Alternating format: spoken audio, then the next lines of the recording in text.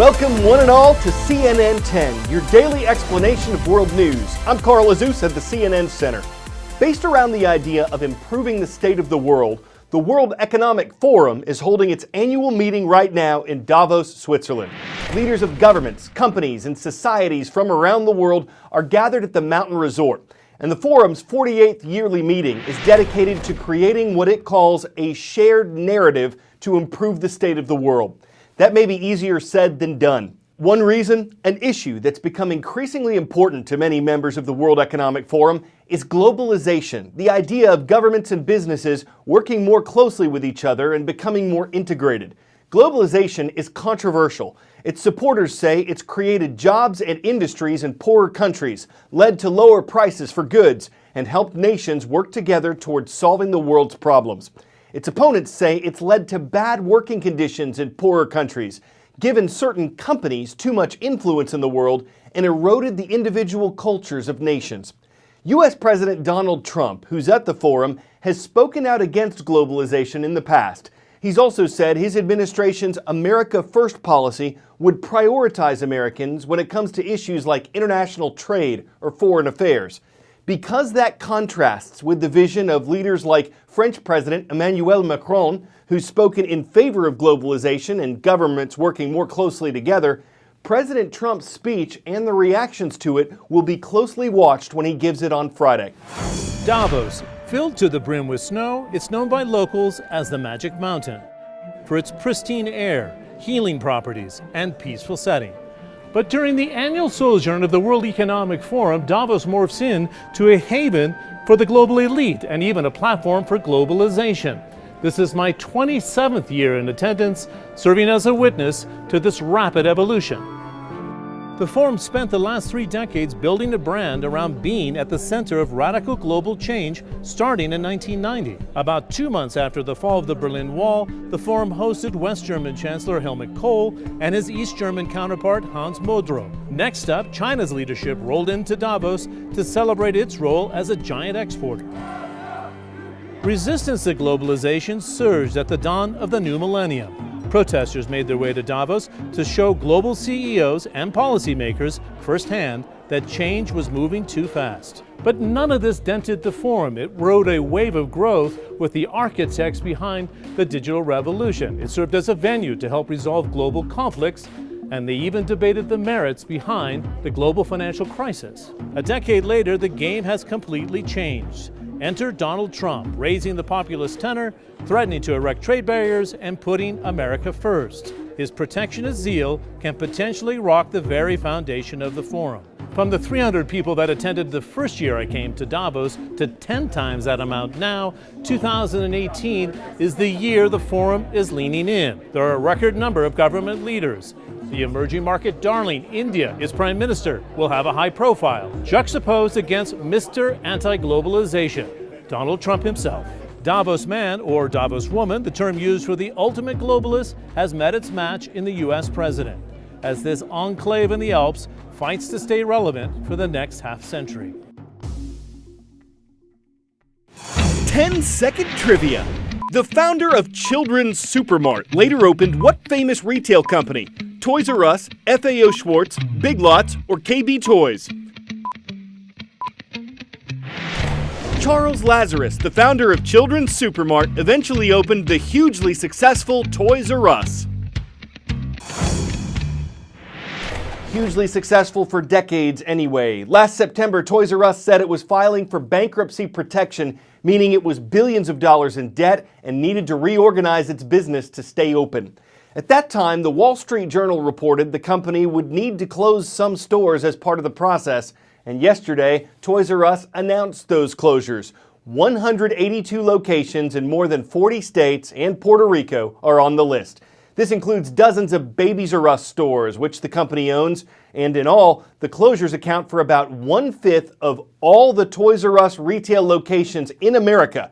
The 700-plus stores that the company has outside the U.S. won't be closed. Why is this happening? 2 big reasons. One is named Amazon, one is named Walmart. Both are giving Toys R Us serious competition. But the company's CEO says these closures give it the best chance of coming out of bankruptcy as a stronger company.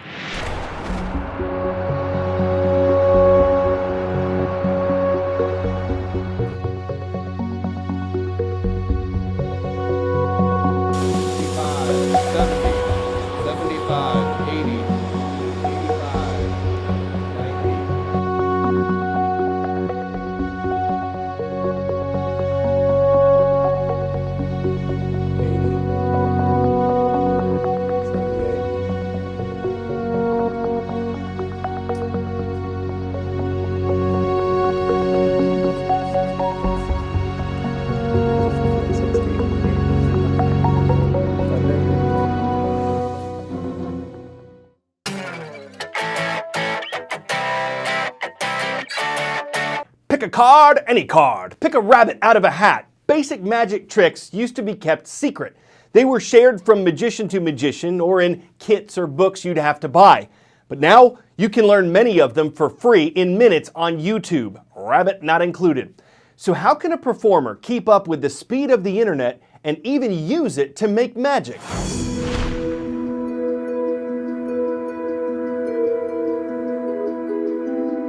What are your names, by the way? Raymond. Raymond, I'm Doug.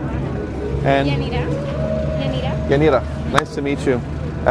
And how are you guys related? This is my wife. Perfect. I'm going to see if I can get a connection between you guys. Pull out your phone. You have your phone on you? And same thing, pull out your phone. Your work is really interesting because you do incorporate kind of old school magic with new technology. So, there's a history of magicians being at the forefront of technology. The first ever hacker was a magician. And maybe hold your phone in your right hand, hold your phone in your left hand. I'm going to come behind you like this. Not right now. With your other hand, we come in between you like this. In your other hand, do me a favor, hold up one finger like this. Same thing. Watch, if I take your fingers like this and I touch them. Ready? 1, 2, 3. I'm going to touch them like this. Don't let go. Okay? Because you get a call and you're getting a call as well from each other, yes? Oh, yeah. Answer it. Make sure you're connected. Are you connected? Yes? Now here's the thing, don't hang up. Bring your phones down like this because you're still connected. Look, still connected. Watch, if I take your fingers on 3, 1, 2, 3. I'm going to pull them apart. Ready? Like this. And it disconnects. Wow, you're amazing. Can we get a picture with you? Sure. Here, I'll help you. Magicians have this history of tinkering and building, and throughout time since 1900 till about now, technology has advanced a lot faster than magicians have been able to keep up with. I would imagine as a modern day magician, it must be harder to keep secrets and to keep what you do a secret. Technology's been bad for magic and good for magic at the same time, because magicians used to protect their secrets so well. And nowadays, you can go on YouTube and you can find a lot of magic secrets. When it's something that's like a $5.95 download and it's a simple secret, you don't have the same respect for it as when it took you years to learn or track down or figure out. Where are you guys from? Sydney. Sydney. Australia. So can I show you guys a little bit of magic? Can we try that? Perfect. What are your guys' names, by the way? Krista. Krista, I'm Doug. Nice to meet you. Nice to meet you. And Lena. Lena, you have your phone. Do me a favor. I want you to think of something you could find on Wikipedia. It could be a person, a place, a thing, could be anything you'd like, okay? I want you to search for an article on that in Wikipedia, and don't tell me what it is. Don't even show the camera. And Krista, do me a favor. I want you to go to the middle of the article, to scroll to the middle, and think of any long word in the middle of that article. Just think of a long word in there. Don't tell anybody what it is, just think of one. Don't point it out or anything like that. I'm gonna go with this. For the first time, what was the word you thought of? Advantages. There you go. What do you say to people who say magic doesn't exist? So I think magic does exist, but magic exists inside people's minds. So magic is a feeling, right? And my job as a magician is to evoke that feeling in you. It's kind of like prestidigitization, using the magic of the internets to reveal how peer-to-peer communication can still flourish, and you are elevate a field with secrets in danger of vanishing. You got a sleight of hand it to them for equivoking a new router of internetainment. I'm Carl Azuz, and CNN 10 reappears tomorrow.